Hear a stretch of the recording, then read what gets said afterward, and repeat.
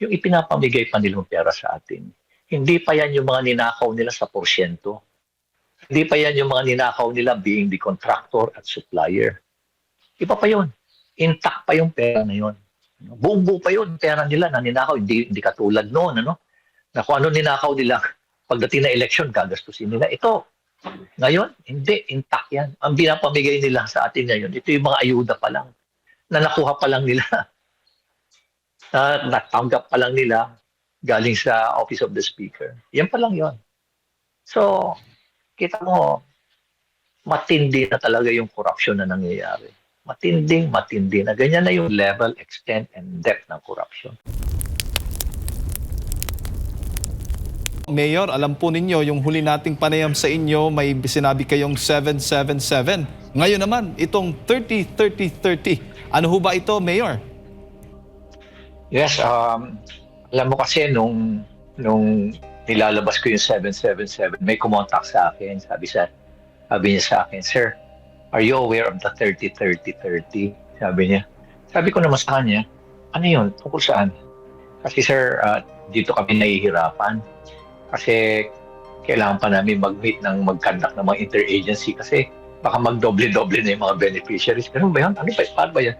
Sir, pag may mga nagkakaroon ng kung sino nag-host ng sortie, provincial sortie ni Speaker, yung mga host district nakakatanggap ng 30-30-30, hindi lang po 777. Mas mataas po yun sa kanila. Ganun ba? Sabi ko.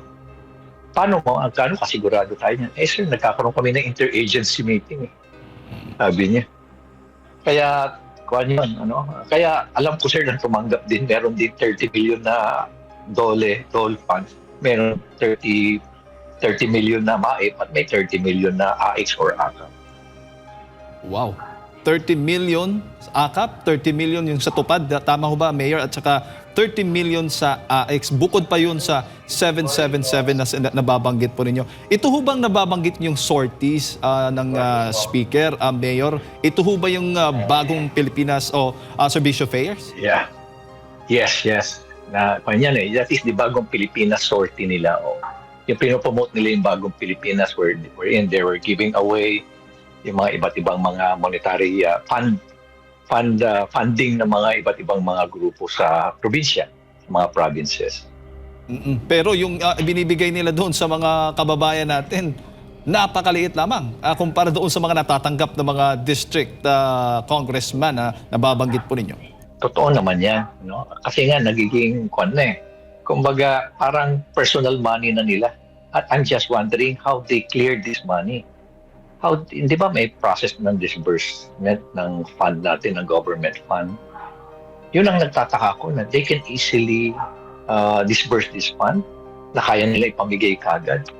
Kung kami sa local government na dumadaan yan sa prioritization matrix, tapos merong pang budget hearing kami, tapos kailangan pang may lagay yan sa approval pa ng City Development Council.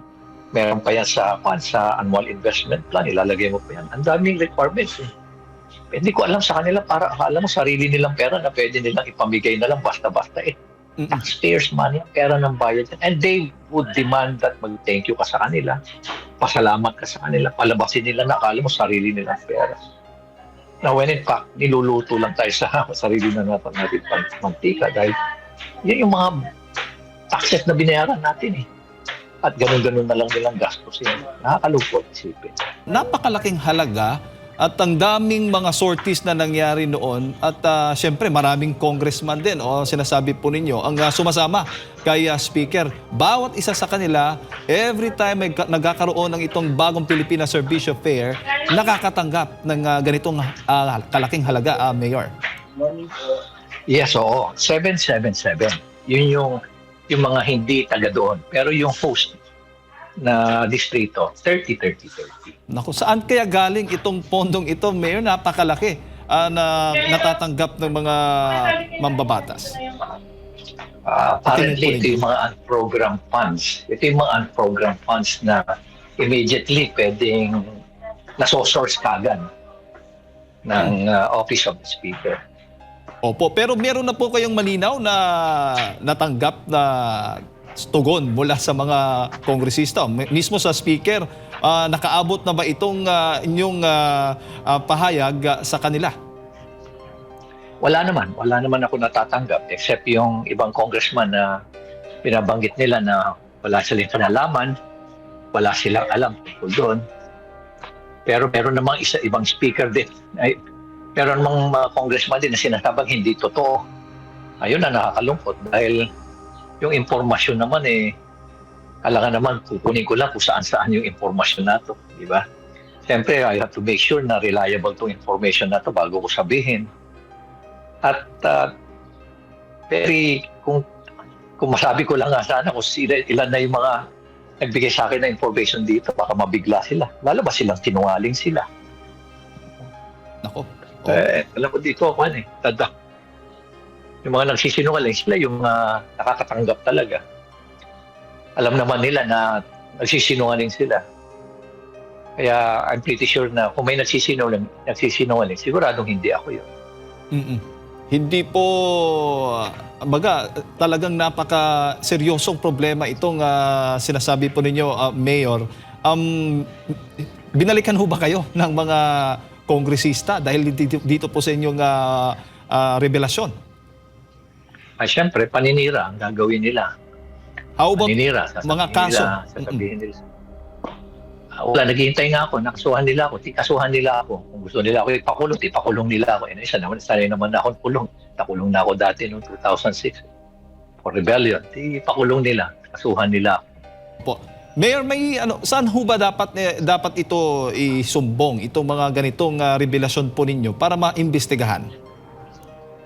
Alam mo, ang pinakamahirap na parte niyan is yung pag-file ng kaso. Kasi siyempre, kailangan mo makakuha ng matibay na ebidensya. Diba? Pero sa tingin mo kaya yung mga reliable informants ko, magsasalita sila. No? Mag-execute sila ng affidavit. Alam nila maapektuhan sila. Aawayin sila. So, siyempre, tatahimik sila. So, kumbaga wala kang recourse Nangyayari yung krimen sa harapan mo. Nagkaroon ng rape sa harapan mo. Pero yung mismong biktima naman ayaw mag-testify dahil nakakahiyan. Nakakahiya daw. O kaya talagang nagkaroon ng amicable settlement. Pero alam mo may nangyaring rape sa harapan mo. Hindi ka iimik. Hindi ka magsasalita. Ganun ba yun? Ganun ba yung sistema natin ganun ba sistema natin sa Pilipinas? Kaya kung papabayaan natin yung ganung klaseng pananaw, ano na lang mangyayari? Tuloy-tuloy lang nilang gagawin yan. Anyway, silent naman yung tao. Tahimik tayong lahat. Fiesta sa kanila yan. Gustong-gusto nila yan. Yung ating katahimikan. Kaya, naisip ko na iikon na lang. Idulog ko na lang sa taong bayan. Bahala na sila maghusga. Sir, merong pahayag din po si Baguio City Representative Mark Go na pinupolitika nyo raw itong aid distribution po matapos po ninyong ibulgar itong 7-7 scheme at itong panibago na naman na 30-30-30 na scheme po. Kayo po daw ang namumulitika dito sa programa ng gobyerno. Ulitin ko, Admar, may nagsisinungaling dito. Totally nagsisinungaling dito. Pero sigurado akong hindi ako. Kasi isa rin sa naging vocal din dito na isinapubliko rin nung naitanong ko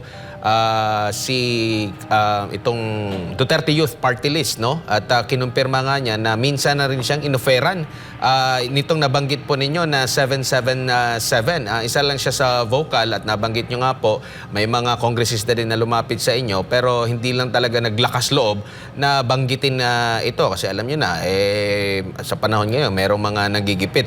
Sa tingin nyo po, ano po ang dapat tandaan dito ng publiko po, Mayor, dito sa Garapalan na parang sa kanila yung pera at nabanggit mo nga yata sa isang panayam, pag naubos na yung kanilang budget sa mga nabanggit na ayuda, pwede pa silang mag-reload. Parang bala lang, mag-reload ulit para magkaroon ulit sila ng bigayan po ng ayuda, Mayor. Well, alam mo, hindi na natin mapigilan yan. Hindi na natin mapigilan. Magbibigay sila sa talaga magbibigay na ayuda. Ang taong bayan siguro, wag na lang magpasalamat. Ang taong bayan na lang magpasalamat, pera naman namin yan eh. Palalabasin nyo may utang na loob kami sa inyo. Hindi. Karapatan nyo yan, trabaho nyo yan, na siguraduhin na maging maayos yung aming buhay. Ganun dapat ang pag-iisip ng taong bayan. Huwag tayong tumanaw ng utang loob dahil niluluto lang tayo sa sarili ng nating mantika. Yung ipinapamigay pa nilang pera sa atin. Hindi pa yan yung mga ninakaw nila sa porsyento. Hindi pa yan yung mga ninakaw nila being the contractor at supplier. Iba pa yun. Intact pa yung pera na yun. Buong-buo pa yun. Pera nila na ninakaw. Hindi katulad noon. Na kung ano ninakaw nila, pagdating na eleksyon, gagastusin nila. Ito, ngayon, hindi. Intact yan. Ang pinapamigay nila sa atin ngayon, ito yung mga ayuda pa lang. Na nakuha pa lang nila. Na natanggap pa lang nila galing sa Office of the Speaker. Yan pa lang yun. So, kita mo, matindi na talaga yung corruption na nangyayari. Matindi na. Ganyan na yung level, extent, and depth ng corruption. So, tatahimik na ba tayo? Pasalamat pa rin tayo sa kanila.